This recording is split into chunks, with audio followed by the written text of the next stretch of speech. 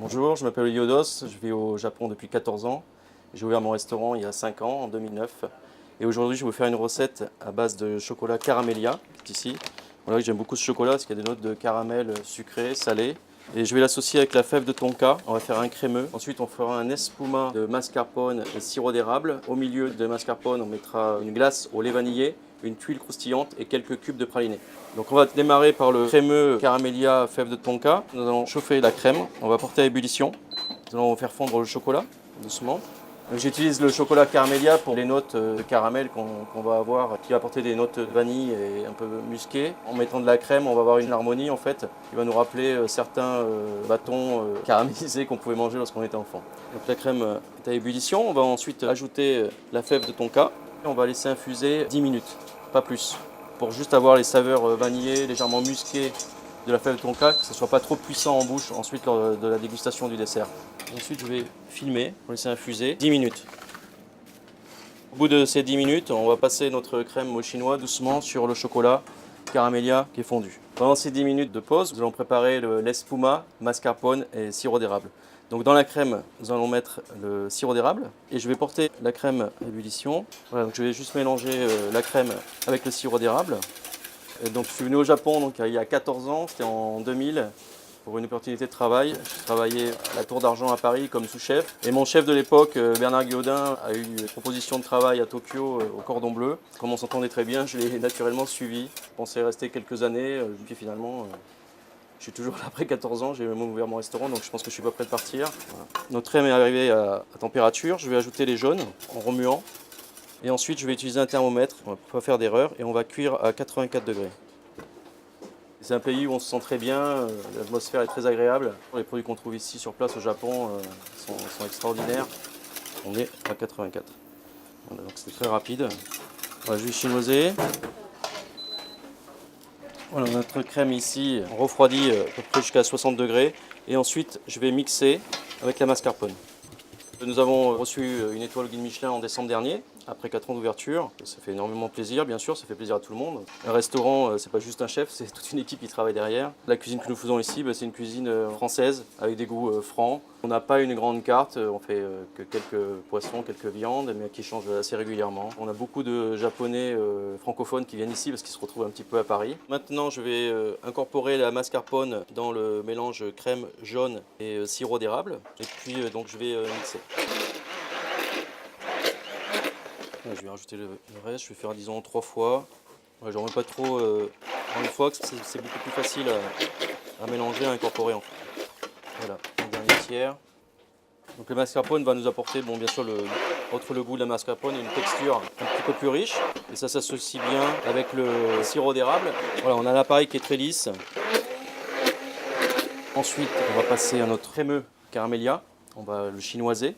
Ouais, c'est très parfumé. Très intéressant comme note. On va donc le verser sur notre chocolat caramélia. Voilà, on va incorporer la crème tout doucement dans le chocolat. Les Japonais sont de grands amateurs de chocolat, que ce soit en hiver, au printemps, l'été ou à l'automne, on fait toujours un dessert à base de chocolat. En ce moment, on fait un soufflé au chocolat noir avec du B125 et ça avec une glace menthe qui a énormément de succès. Moi, j'utilise toujours les chocolats Valrhona, ce sont des chocolats qui me plaisent. Dans toutes les maisons dans lesquelles j'ai travaillé en France, j'ai travaillé avec des chocolats Valrhona, donc je suis resté assez fidèle à la marque.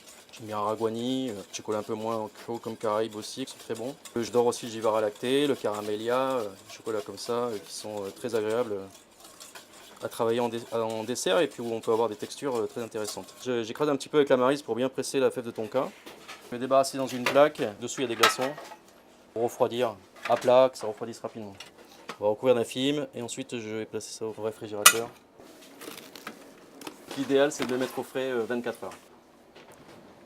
On va passer maintenant au praliné croustillant. Là on a du chocolat donc, caramélia que l'on va faire fondre, du beurre, la feuillantine, riz soufflé, praliné et pâte de noisette. Voilà, on va faire fondre donc le chocolat caramélia. Comme le bol est encore assez chaud, je vais retirer, je continue à faire fondre. Pendant ce temps, je vais mettre le beurre.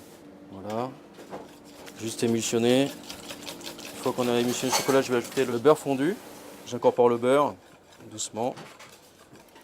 Et ensuite, je vais mélanger donc mes deux pâtes, donc la noisette et le praliné. Voilà, je mélange les deux, donc le praliné et la pâte de noisette, que je vais incorporer au chocolat. On va bien mélanger.